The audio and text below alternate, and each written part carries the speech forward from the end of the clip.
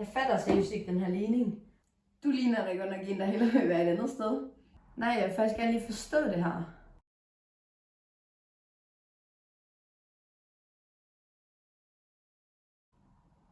Wow, jeg skal have noget frisk luft.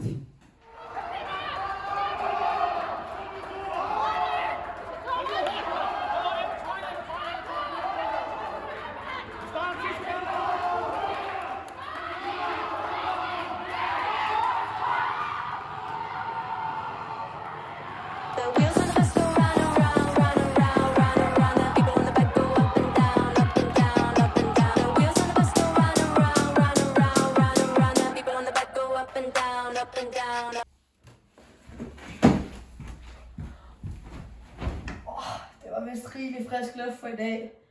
Det er helt perfekt. Jeg har også lavet en liste over ting, vi skal lave allerede.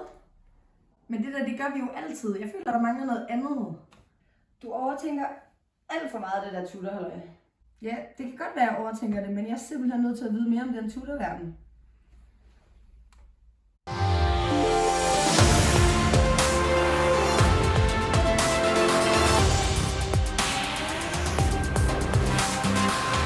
Velkommen til CT-avisen. God aften. Vi starter ud med 5 fejlagtige hændelser, der alle startede, da 3 menige medlemmer brød ud i et nøje planlagt baghåndsangreb, hvor de trængte ind en efter en hos de resterende 42 medlemmer og stod så tilbage som de eneste kandidater til præsidentvalget. Indtil sødladende uskyldig Bamse blev centrum for en optrappet konflikt, da den endte i flammer. Hændelsen førte til et juridisk drama, da den uanset stof og syninger ikke stod til at reddes. Motivet bag Bamseafbrænding er endnu uklart. Retssagen følges tæt, og spørgsmålet alle stillere er, var det et symbolsk opgør eller blot en misforstået grillfest? Ud over bekymringer omkring hærværk og privatlivets krænkelser, rettes der nu opmærksomhed mod ledernes faglige kompetencer. Dokumenter er præget af upræcis typografi, hvor bogstaver i kursiv er brugt uden klar struktur. Kommunikative redskaber og historikere sidst mener er set i 2. verdenskrig. Så ja, hvad tokser de egentlig selv? Det er dog ikke det eneste område, hvor vi er blevet dårligere til at kommunikere.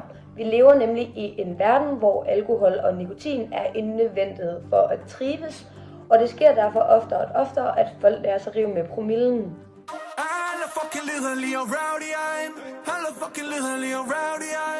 Det jeg gør, er jo at sørge for, at krisen afværges først og fremmest. Og så er det jo bare vigtigt, at Pil hun får fred, og at Linneas ellers utrolig flotte dansemoves, de lige bliver placeret lidt bedre, hvor hun jo så kvitteres med lidt shots i baren i stedet for. Vi har night vision, damer popper piller, fester som i Kingston. Typerne herinde er ikke som...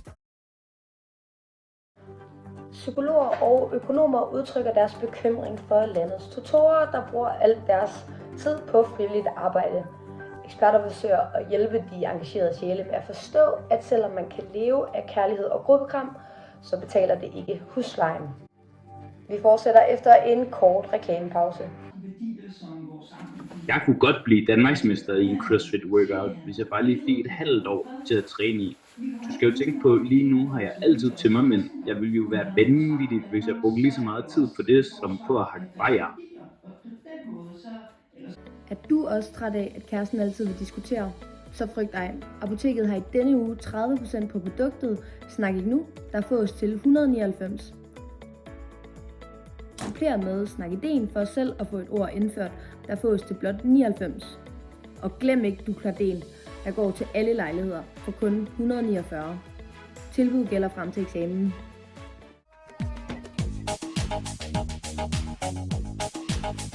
Vil du være tæt på dine venner uden at fange dem, så har jeg noget virkelig interessant. Russerne bliver nemt væk, skal ikke være snore. Hjælp dem, så de kan finde deres egen kiksespore. Lyt nu med, som om det bare er mig, der er jeres papa. Vælger I mig, slipper I for sure miner. Smilet bliver stort til alle discipliner. Lytter I til mig som 3 maskiner, så bliver det mega grineren. Aha! Oyster for bedre forbindelse, så du bare aldrig bliver væk. Hej, jeg hedder Henrik, og jeg er formand nede i volleyklubben. Ja, vi skulle ikke råde til at lege andet end rytmesalen i Viborg. Så nu står vi med noget vi og lang togtur hver eneste dag. Og vi er sødt også kommet til at love, at vi bruger hallen til at danse i.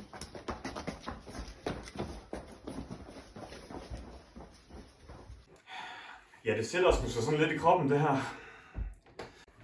Men ved du hvad, så slipper de for at vælge mellem sport og fredagsbar. Og det kan da godt være, at volleyniveau det falder lidt i takt med, at vi trykker på de andre knapper, ikke også da?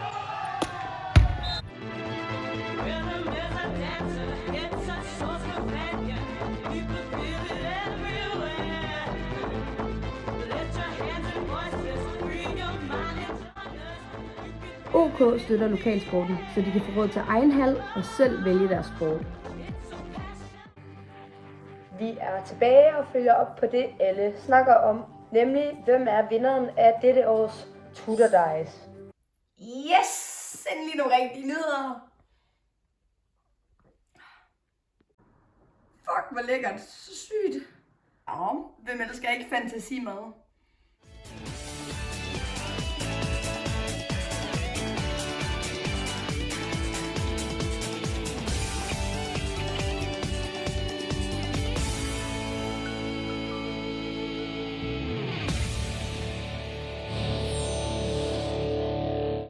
Det er fandme svært.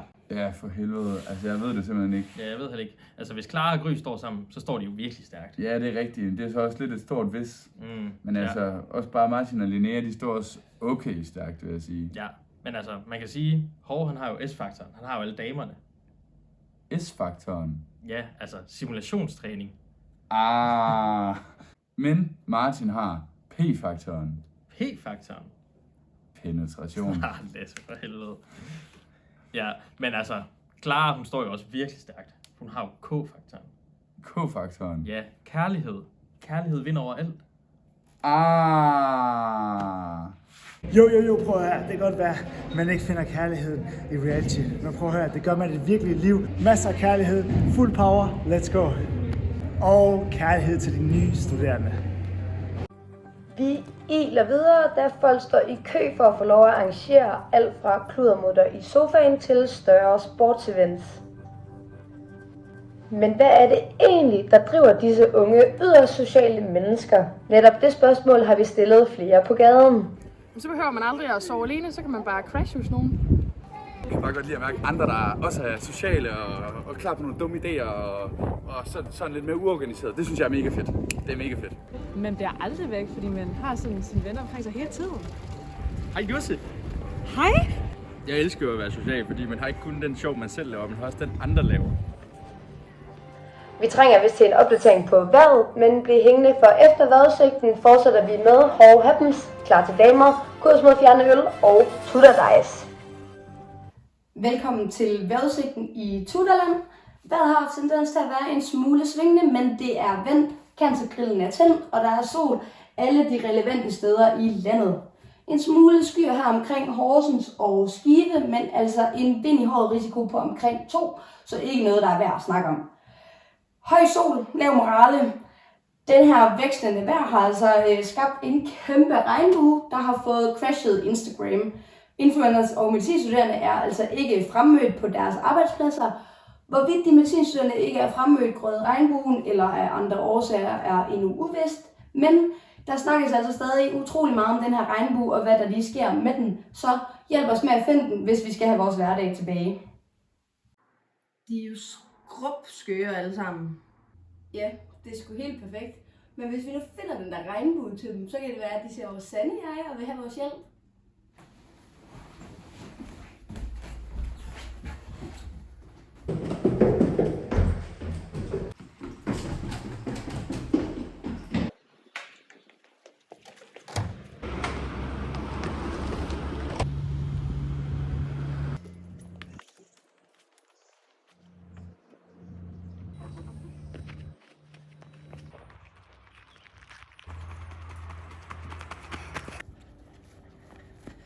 Jeg kan seriøst overhovedet ikke finde den regnbue. Det er derfor, jeg aldrig ser nyheder. Man ved seriøst ikke, hvordan det fungerer i virkeligheden.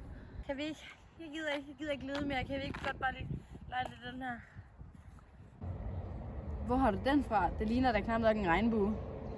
Den tog jeg over fra Magnus Vig af. Jeg tænkte ikke, at jeg skulle bruge den her. Ej, det har vi altså snakket om. Du skal stoppe med at drille Magnus Vig. Nu afleverer du den regnbuesbage. Det er lige lidt vigtigere end at finde den anden. Wow! Hvad står der her?